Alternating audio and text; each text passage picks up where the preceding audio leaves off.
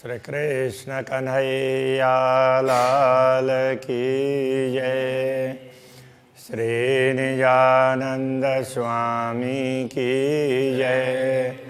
श्री प्राणनाथ प्यारे की जय।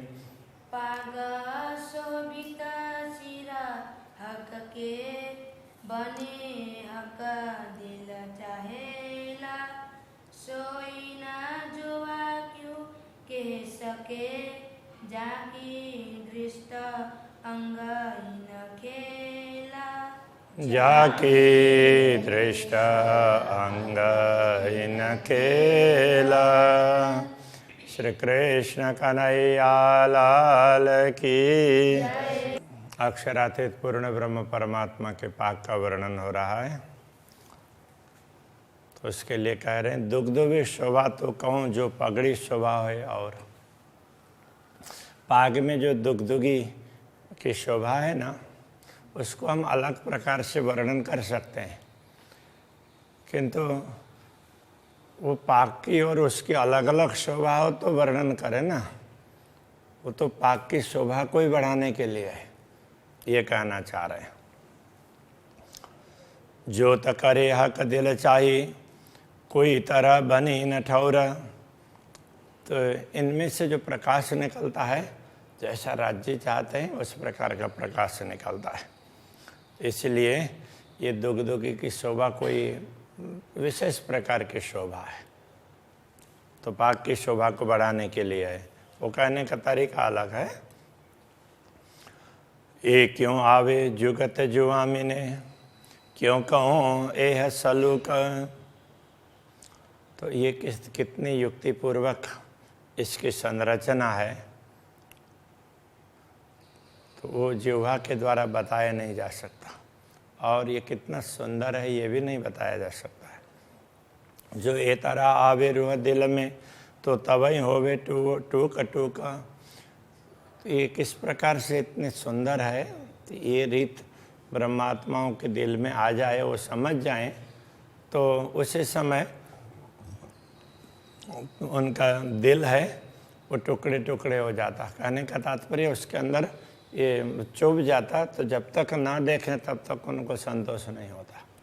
इन पागई में है दुग्धुगी, बनी पागई में कलंगी। तो इसे पाग में ही दुग्धुगी है और कलंगी भी पाग में ही है। पाग की शोभा बढ़ाने के लिए है। ए जंग करे ज्योत ज्योत सो। अब पाग की ज्योति अलग प्रकार से है और दुग्धुगी की ज्योति अलग प्रकार से। दोनों की ज्योति एक दूसरे के साथ में द्वंद्व करते हैं। ये बनाए लह का दिल की, इनकी अलग अलग शोभा, इतनी सुंदर शोभा क्यों है, तो कहते हैं कि ये अक्षरातीत धामधनी ने दिल से इनको तैयार किया है। इसलिए कई जिनसें कई जुगतें कई तरह भांत सल की। ये इसमें कई साधन हैं, कई सामग्री भी है इसके अंदर जुड़ी हुई। तो जैसे अलग अलग बेल बुट्टे वगैरह, तो अलग अलग रत्न वगैरह, ये सब जिन्स कहने से सब वस्तुएं, और उनको अलग अलग तरीके से युक्तिपूर्वक उसके अंदर सजाया है। कई तरह भांत सल्लू की ये, इसलिए ये एक प्रकार से सुंदर नहीं है, कई प्रकार से सुंदर है। उसके एक बुट्टे को देखते हैं तो उसकी सुंदरता और प्रकार की दिखाई देती है। तो ऐसे तो कई प्रकार की सुंदरता हैं। कई रंग नंग तेज रोशनी, अनेक प्रकार के रंग के रत्न हैं, उनसे निकलने वाले चमक, उनसे प्रकाश, और वो इतना देदीप्यमान वो चमकता है। नूर छायो अंबर जिमी जे, तो उस प्रकाश से पूरा परमधाम का आकाश और परमधाम की भूमि पूरा मानो छा जाता हो, इतना ज़्यादा प्रकाश है। चित चाहिए ठौर दुग्धुगी, सब बनी पाग पर तिन। जित चाहिए, जहाँ दुग्धुगी होनी चाहिए तो वहाँ पर दुग्धुगी है। ठौर कलंगी के कलंगी, जहाँ कलंगी होनी चाहिए वहाँ कलंगी है। सिपत न जो वहाँ पहुँचा था, इसलिए इस पाक की शोभा का वर्णन जिह्वा के द्वारा नहीं हो सकता। कई सुख सलूकी न पाग में, पाग को देखते हैं तो उसकी सुंदरता देखते ही रहें ऐसा होता है, उससे अपार सुख प्राप्त होते हैं। मैं तो कहूँ विदय का, मैं तो एक ही बात बता जा रहा हूँ, दिल चाही रूह देखत, ब्रह्मात्मा अपने दिल की चाहना के अनुसार देखती है, दर्शन करती है। किंतु ये क्या कहना चाह रहे हैं, एक क्षण में रूप अनेक, देखते जाएं तो क्षण क्षण में उसके रूप में नवीनता आती है। बस मैं तो ये आपको समझाना चाह रहा हूँ, ये बता रहे हैं। ना कछु खोली ना फेर बांधी, इन पागई में कई गुण। तो इस पाग में इतने गुण हैं कि इसको न तो उसको कभी खोलना पड़ता, उसको खोल करके फिर दोबारा बांधना पड़ता हो, ऐसा है नहीं। तो इस प्रकार के इसमें कई गुण हैं। पल पल में सुख दिल चाहे, नए नए देत रोहन। तो ये पाग एक एक पल में ब्रह्मात्माओं को उनकी चाहना के अनुसार सुख देने के लिए सक्षम है। अक्षराते धामधनी ने इसकी शोभा ब्रह्मात्माओं को आनंदित करने के लिए बनाई है, ये कहना चाह रहे हैं। या विध कई सुख देता है, या वस्त्र या आभूषण। इस प्रकार परमधाम के वस्त्र, श्री राज्य के वस्त्र हों या आभूषण, वो ब्रह्मात्माओं को अनेक प्रकार के सुख प्रदान करते हैं।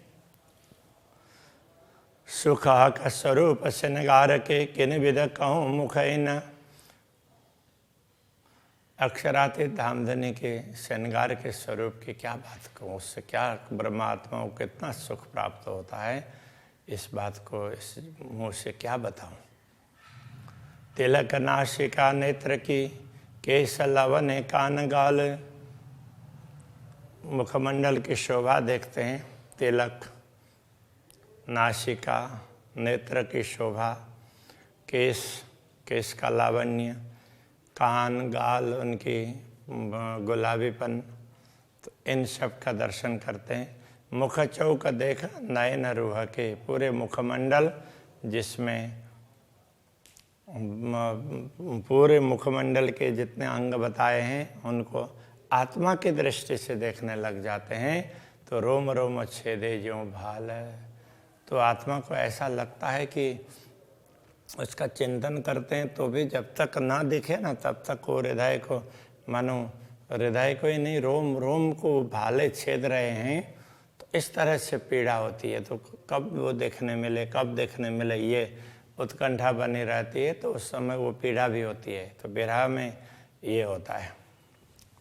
विरह और विलास दोनों की सुख की बात बताई है। तो यहाँ पर थोड़ा सा विरह की भी बात बता रहे हैं। मुख सुंदरता क्यों कौन नूर जमाल सूरत। अक्षरातीत आमदनी की मुख की सुंदरता के बाद क्या कहें। ये तो अक्षरातीत आमदनी का स्वरूप है। ए बयान दुनी में क्यों करूं, ये जो आई अरश न्यामत। तो दुनिया में इसका वर्णन क्या करें। ये तो परमधाम की संपदा दुनिया में अवतरित हुई है। और ये बार बार चुभने की बात कर रहे हैं ना। तो इतनी चाहना रखने से, इतना प्रयत्न करने के बाद में उनको देखे हैं। इसके लिए तो प्राणनाथ जी ने कितना तप किया होगा। तो सतगुरु को बोलते हैं कि मेरे अंदर क्या कमी है, आप वो बता दीजिए। तो उनको ये लगता है कि सतगुरु को दिखता है और मुझे क्यों नहीं दिखता है। तो उन्होंने खाना पीना सब छोड़ा और मन कहाँ जाता है ये देखा। कितना, ये एक दिन दो दिन की बात नहीं है, ये तो महीनों महीनों की बात है। इतने वो तड़पते रहे तब जा कर के दर्शन हुए हैं। इसलिए समझा रहे हैं, ऐसे सीधी सीधी साधारण बात नहीं है। ए मुख देख सुख पाइए उपजता है अति प्यारा। अक्षरातीत धामधनी के मुखारविंद के दर्शन से बड़ा सुख प्राप्त होता है और अंदर से एक प्रेम प्रकट होता है। देख देख जो देखिए तो रूह पावे करार। तो मुखमंडल के दर्शन करते हुए ब्रह्मात्माएं देखती रहती है। जितनी देखती रहती है उतना उनको शांति मिलती है, उसको तृप्ति मिलती है। अब यहाँ करार कहने से एक प्रकार से शांति भी होती है, तो इसको तृप्ति कह सकते हैं। जो देखूं मुख सलूकी तो चुभ रहे रूह माहे। जब मुखमंडल की सुंदरता को देखते हैं तो ये तो हृदय के अंदर ये अंकित हो जाते हैं। तो वो स्वरूप, तो वो सुंदरता हृदय में अंकित हो जाती है आत्मा के। हाँ, ए सुख मुख अरस का कह ना सके जो आए, तो परमधाम का ये सुख है, इसको इस मूस की जिह्वा के द्वारा बताया नहीं जा सकता। गौर नीलवट रंग उज्ज्वल जाऊं बल बल मुखारविंद, तो श्री राज्य का मुखमंडल है, तो जैसे ललाट है गौर वर्ण का अति उज्ज्वल है, ऐसे मुखारविंद के प्रति बार बार समर्पित होने का मन होता है। ए रस रंग छवि देखिए काढ़त विरहा निकंद, ऐसी सुंदर छवि को रस टपकाने वाले जैसे देखते रहते हैं ना, तो उसमें से रस टपकता हो ऐसा लगता है, देखते ही रहें ऐसा लगता है। ऐसे सुंदर छवि को जब देखने लग जाते हैं, तो अब जब दिखने लग जाए तो उससे विरह तो कहाँ भाग जाता है पता ही नहीं चलता है। जब तक ना देखे तब तक विरह होता है, दिखने लग जाता है तो फिर विरह कहाँ उड़ जाता है पता नहीं चलता। जो मुख शोभा देखिए तो उपजत रूह आराम, इस प्रकार मुखारविंद की शोभा जैसे ही देखते हैं तो आत्मा को बड़ा आराम मिलता है, बड़ी शांति प्राप्त होती है। अभी तक जो व्यथा थी, पीड़ा थी, वो कहाँ भाग जाएगी पता नहीं चलेगा। तो उस समय अपार सुख और एक प्रकार की अलग प्रकार की तृप्ति प्राप्त होती है। आठों पहर आशिका यही मागत है ताम, तो अनुरागिनी आत्माएं होती है तो वो आठों प्रहर यही आहार चाहती है, बस देखते ही रहें, उनको इसी में आनंद आता है। जो गौर रंग देखिए जुआ कहा कहे कमान, तो जब गौर रंग का वर्णन करें तो उसको देखते हैं तो जुआ कहा कहे कमान, तो ये गौर वर्ण अक्षरातीत धामधनी का है। तो उसके लिए मान का तात्पर्य, तो उसका प्रतिमान, उसका दूसरा उदाहरण तो वो कैसे बताएं? दूसरा उदाहरण बता ही नहीं सकते। और कछु न देवे देखाए आगो अर्श शोभान, तो पूर्ण ब्रह्म परमात्मा के दर्शन करते हैं तो उनके समक्ष दूसरा कुछ दिखता ही नहीं है, बस वही दिखते। इसलिए ऐसे हैं करके बोला भी नहीं जा सकता, क्योंकि ऐसी कोई दूसरी वस्तु हो दिखाई दे तब ना। तो इसलिए जो दिख रहा है तो वही सर्वस्व है, ऐसा समझना चाहिए। हंसत शोभित मुखारवटी अति सुंदर सुखदाय, जब अक्षराते धामधनी मंद मंद मुस्कान करते हैं तो उस समय हरवटी ये चिबुक है, उसकी शोभा भी अलग प्रकार की होती है। अति सुंदर सुखदाय, तो वो भी अत्यंत सुंदर और सुखदायी, देखते ही रहें ऐसी होती है। हाय हाय रूह नजर यासों बांध के क्यों टूक टूक होए न जाए, जब आत्मा की दृष्टि इस चिबुक में पड़ती है तो लगता है कि बस इसी को ही देखते रहें, इसी में समर्पित हो जाएं, ऐसा लगता है। अति गौर सुंदर हरवटी, ये चिबुक है अत्यंत गौर वर्ण का है, बड़ा सुंदर है। और अत्यंत शोभा शलूक, इसकी शोभा कैसी है? अच्छी है, बड़ी सुंदर है। बड़ा अचरज ये देखिया जीवरा सुनत न होत टूक टूक, ये आश्चर्य की बात है कि ऐसा आश्चर्य देखने को मिल रहा है कि इतने सुंदर स्वरूप को देख करके भी ये जीव है शरीर में पड़ा रहा है, इसको तो टुकड़े टुकड़े हो करके उसको शरीर को छोड़ करके, शरीर को त्याग करके तो निकल जाना चाहिए। हरवटी अधूर बीच लाक, अब ये चिबुक हरवटी और उसके अधर के बीच में ये गहराई यहाँ होती है ना, यहाँ गहराई, वो भी बड़ी सुंदर लगती है। मुख अधर दो लाल, पूरा मुखारबिंद अधरोष्ट दोनों देखते हैं तो बड़े लाल लाल लगते हैं।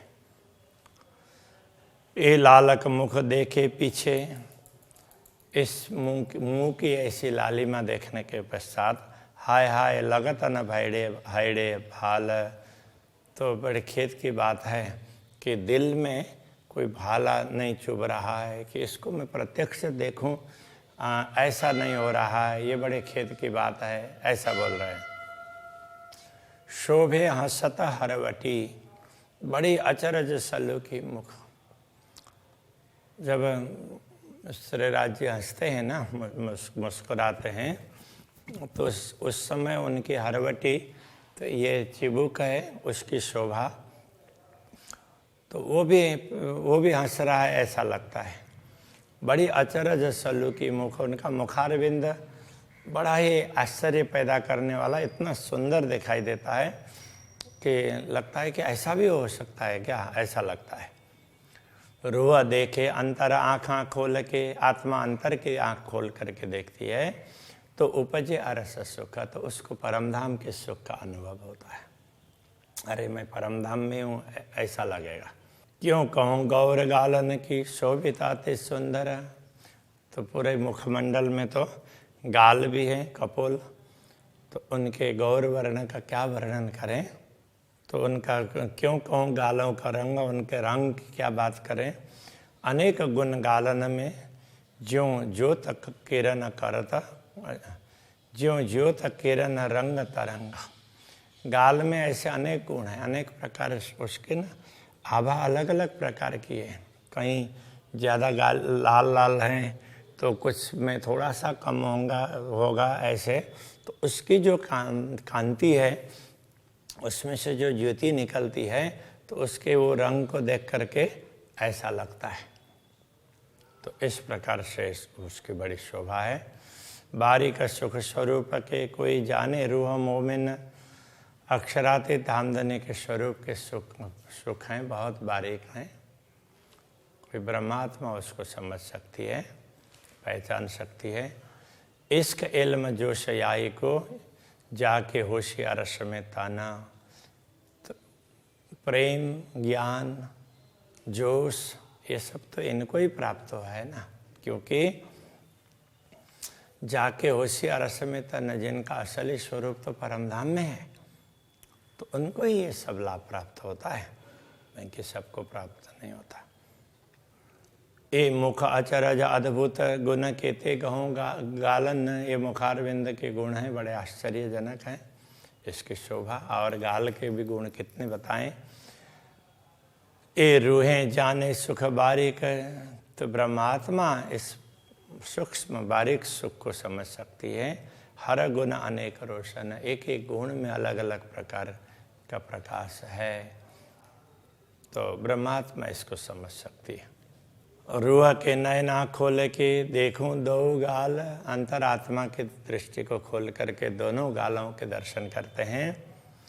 आशिक को मासूक का कोई भेद गया रंग लाल, तो ऐसे करते हैं तो लगता है कि अनुरागिनी आत्मा को अक्षरातीत धामधनी के गाल का जो लाल रंग है ना, उसके हृदय को विदीर्ण कर दिया है उसने, तो बस वही दिखता है, ये कहने का तात्पर्य है। गाल रंग अति उज्ज्वल है, गाल का रंग अत्यंत उज्ज्वल है। गहरा अति कसुबा है, गहरा और लाल है। अति कसुम्बा बोलते कुसुम्ब पुष्प है, तो उसका वो लाल भी है और थोड़ा थोड़ा गुलाबीपन भी है, तो उस प्रकार के लालिमा है। महबूब मुख देखे पीछे अक्षराते धामधनी के मुखारविंद के दर्शन होने के पश्चात रूह छिन्न सहे अंतराए, तो ये आत्मा उनके बियों को एक क्षण के लिए भी सहन नहीं कर सकती। ए अंग अरस स्वरूप के क्यों होए वर्णन जिमीन, ये परमधाम के स्वरूप के अंग है, उनका वर्णन इस भूमि में कैसे हो सकता है, इस नश्वर जगत में। ये अचरज अद्भुत हके किया वास्ते अरवा अर्श के तन, ये बड़े अद्भुत आश्चर्य का कार्य है, असंभव कार्य अक्षरातीत धामधनी ने संभव बनाया है। वो किस लिए? वास्ते अरवा अर्श के तन, परमधाम की आत्माओं के लिए है, जिनका जिन आत्माओं का मूल शरीर परमधाम में है, परात्मा, उनके लिए ये बता दिया है।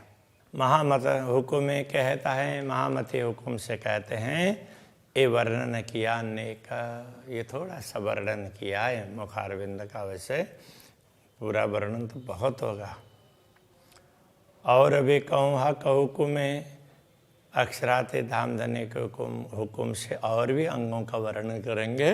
अब होशी सब विवेक, अब सबको ये विवेक प्राप्त होगा, तो सब लोग इसको देख पाएंगे और आनंद का अनुभव करेंगे, सब पहचान पाएंगे। कहने का ये तात्पर्य है कि आज के प्रसंग को यहीं रखते हैं। श्री कृष्ण कन्हैया लाल की जय।